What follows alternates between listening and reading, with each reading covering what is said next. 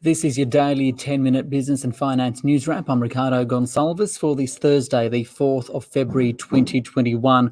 Later, the share market opportunities in a low interest rate environment. But first, the CBD has changed because of COVID-19. It is slowly coming back to life around the country. Still, many offices are empty. The Property Council of Australia says office vacancies rose to 11.7% in the 6 months to January. That's the highest since 1997. So, what now? And just how important is the CBD and the role it plays? For that and more, I spoke with the Council's CEO, Ken Morrison. Ken, how would you describe the level of office vacancies around the country at the moment? Well, varied. We've seen vacancies go up, but different results at different parts of the country. And that represents the starting point that different CBDs had going into this crisis. So at one end, we've got Hobart at 5.1%. And at the other end, we've got Perth sitting at 20% vacancies. So a spread of results across the spectrum. Vacancies have gone up, but not too bad given that we've got a global pandemic underway.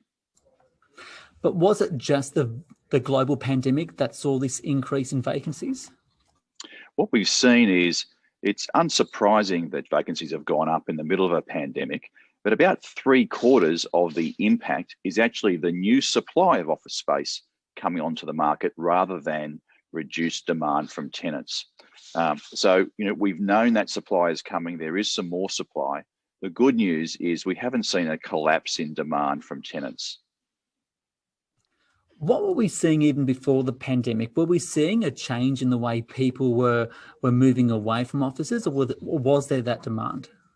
Just the opposite. We were seeing pre-pandemic amazingly tight office markets in Sydney and Melbourne, less so in the other markets, but strong recovery out of the mining investment boom end of some years previously. So we were on a tightening swing before COVID came along. And a lot of ways that has meant the impact of COVID hasn't been too bad for office vacancies and office space.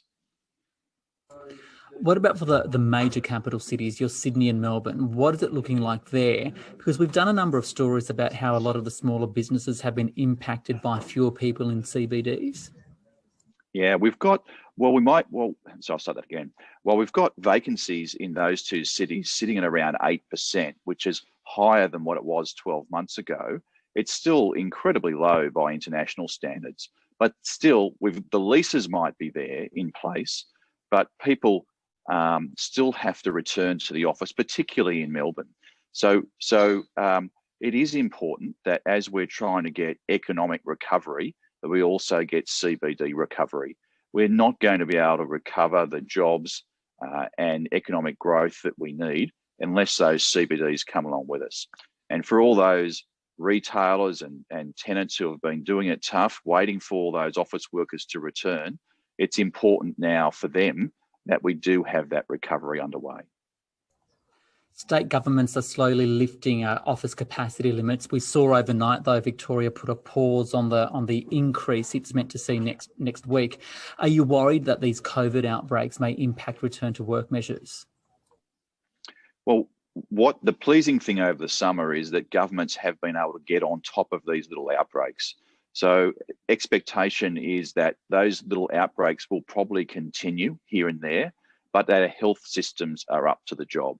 And that should give everybody a lot of confidence that working in the CBD is safe and that they can go ahead and do their planning, get their people back into the office and make those decisions about their businesses over the next 6 months and beyond, with the knowledge that the Australian government and the states and territories have got the systems in place to combat any outbreaks we might have. What does all these vacancies mean for rents? Well, when vacancies increase, we are likely to see rents go up, and we have seen a bit of that in different office markets. The good thing is that office markets have been fairly resilient. We haven't seen a collapse of demand, and so that's very encouraging given that we are in the middle of a pandemic. And what do you see as the role of the CBD in the future, right? Especially in an office space environment. Why is it important? What can be done to attract more people? And then what happens when you factor in this new trend of working from home? Well, the things that make CBDs great are the diversity and the intensity of that space, the vibrancy that you get in CBDs, which you just don't get in other parts of the city. So that's what people look for, and there is an economic value to that. So that will live on through this pandemic and draw people back. But we will see workplaces change. We will see a stronger focus on the collaboration and the connection space within office design. So we're seeing a lot of work within fit-out companies and architects to reimagine what the workplace of the future will look like, with a focus on that collaboration space. That's all I need. And you did say that rents are going up, not down. Ken Morrison there from the Property Council of Australia. The Australian share market, it snapped a 3-day winning streak today. The S&P ASX 200 down 0.9%, 6,766. There was a bit of a sell-off in a couple of energy companies. AGL Energy, it hit its lowest share price since 2008 after a slump in wholesale prices contributed to a multi-billion-dollar write-down. Origin Energy also slumped on a profit warning. The best gainer was CSR on the 200, up 3.3%.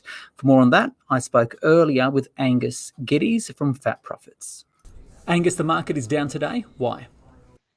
Look, we've seen a bit of selling in the long duration utility stocks, companies such as Sydney Airports, Transurban, all coming under pressure today, with the Australian 10-year bond rate pushing above 1.2%.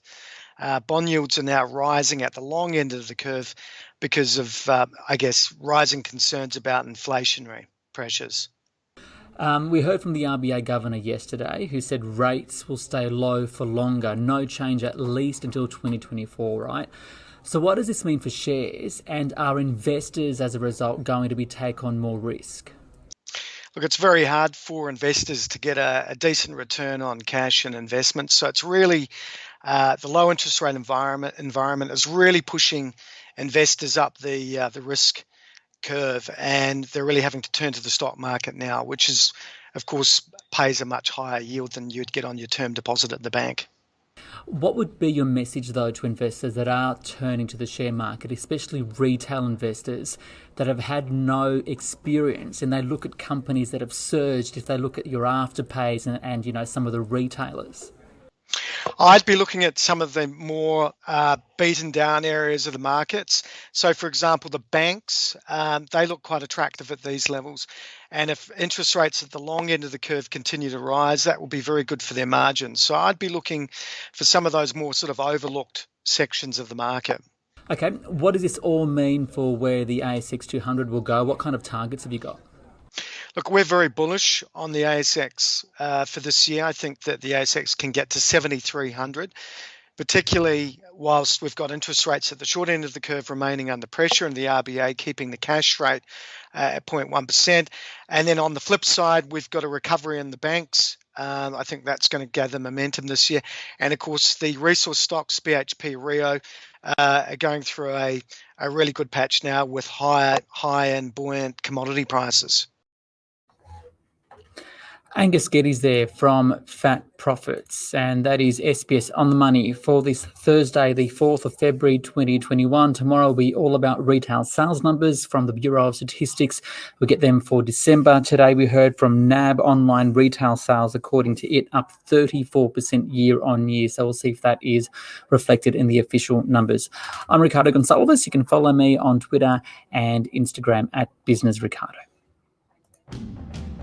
This On The Money stream is provided for informational purposes only. The content in this stream should not be understood as constituting advice or a recommendation. It's not personal advice, and it doesn't consider your personal circumstances or objectives. You should contact a licensed professional before making any financial decision.